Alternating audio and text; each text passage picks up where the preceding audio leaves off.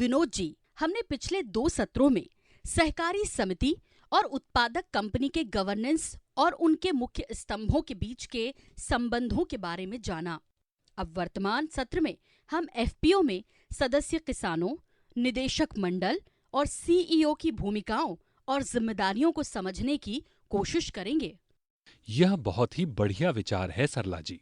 चूंकि किसान एफपीओ का आधार है, इसलिए सबसे पहले कृपया मुझे समझाएं कि एक किसान एफपीओ में किस किस प्रकार की भूमिकाएं निभा सकता है।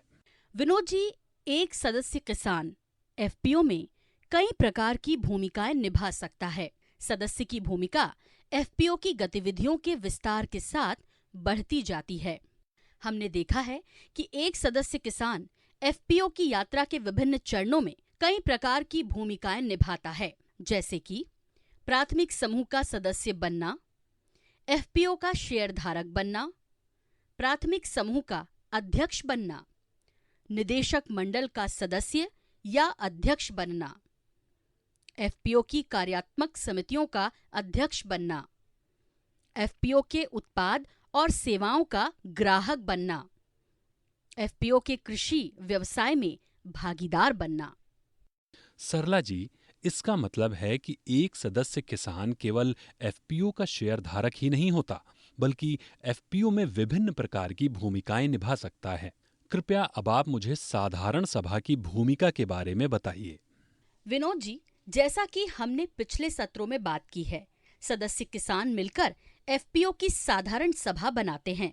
साधारण सभा एफपीओ में विभिन्न प्रकार की जिम्मेदारियां निभाती है, जैसे कि निदेशक मंडल के सदस्यों को नियुक्त करना, व्यवसायिक योजना को मंजूरी देना, बजट और ऑडिट स्टेटमेंट्स को मंजूरी देना, विथहेल्ड प्राइस या मूल्य को मंजूरी देना, पैट्रोनेज बोनस को मंजूरी देना, बोनस शेयर जारी की मंजूरी देना, लेखा परीक्षक या ऑडिटर की नियुक्ति करना, लाभांश घोषित करना, एफपीओ के मेमोरेंडम ऑफ एसोसिएशन एवं आर्टिकल ऑफ एसोसिएशन में संशोधन करना, अन्य ऐसे मामलों पर निर्णय लेना जो कि आर्टिकल ऑफ एसोसिएशन के तहत साधारण सभा के निर्णय के अधिकृत किए गए हों।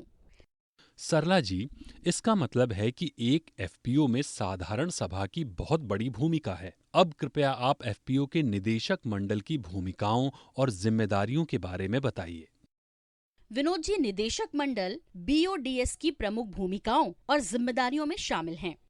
एफपीओ की व्यावसायिक योजना बनाना और व्यवसाय की निगरानी करना, डिविडेंड, विथहेल्ड प्राइस और पैट्रोनेज बोनस का निर्धारण करना, जिससे कि साधारण सभा उस पर निर्णय ले सके, नए सदस्यों को शामिल करना, निदेशकों, विशेषज्ञ निदेशकों या अतिरिक्त निदेशकों की नियुक्ति करना, सदस्यता समाप्त करना, कॉरपोरेट रणनीति और वित्तीय योजनाएं बनाना, सीईओ और अन्य अधिकारियों की नियुक्ति करना, किसी भी सदस्य को व्यावसायिक गतिविधियों के लिए ऋण या अग्रिम भुगतान की स्वीकृति प्रदान करना, एफपीओ के पास उपलब्ध फंड का निवेश करना, एफपीओ की संपत्ति का अधिग्रहण या निपटान करना, वार्षिक खातों और ऑडिटर की रिपोर्ट को साधारण सभा की बैठक में विचार के लिए रखना।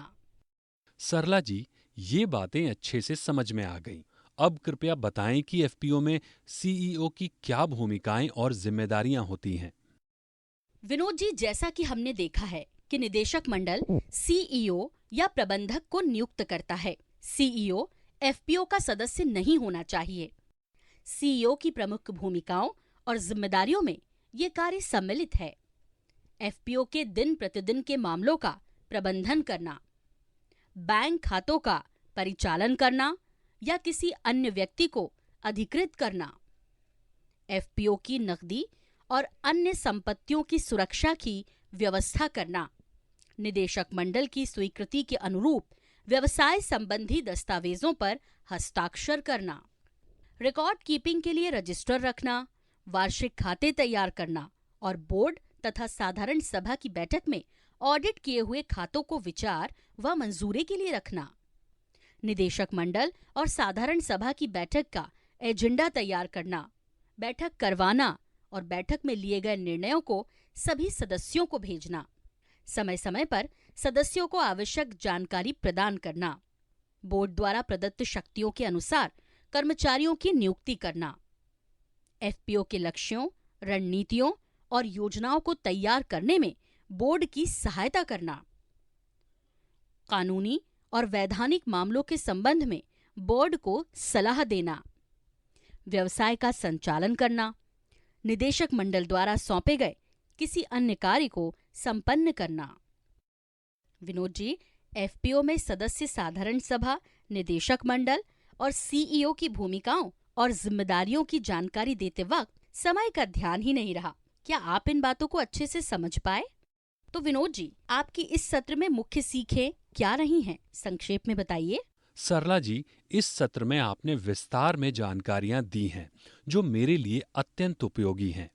मैं स्पष्ट रूप से समझ गया हूं कि सदस्यों के पास साधारण सभा के माध्यम से एफपीओ की शक्तियां और जिम्मेदारियां निहित होती हैं।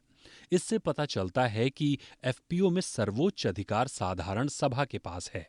निदेशक मंडल साधारण सभा का प्रतिनिधित्व करता है और इसकी जिम्मेदारियां इस प्रकार से हैं: निदेशकों, विशेषज्ञ निदेशकों और अतिरिक्त निदेशकों की नियुक्ति करना, सदस्यता समाप्त करना, नए सदस्यों का प्रवेश करना, एफपीओ की रणनीति बनाना, ऑडिटर की रिपोर्ट को वार्षिक खातों के साथ साधारण सभा की बैठक में रखना आदि। सीईओ और अन्य स्टाफ को मिलाकर एग्जीक्यूटिव बॉडी बनती है और ये सब मिलकर विभिन्न जिम्मेदारियों का निर्वहन करते हैं, जैसे कि एफपीओ के दिन प्रतिदिन के मामलों को देखना, व्यवसाय की रणनीतियां बनाना और उनको लागू करना।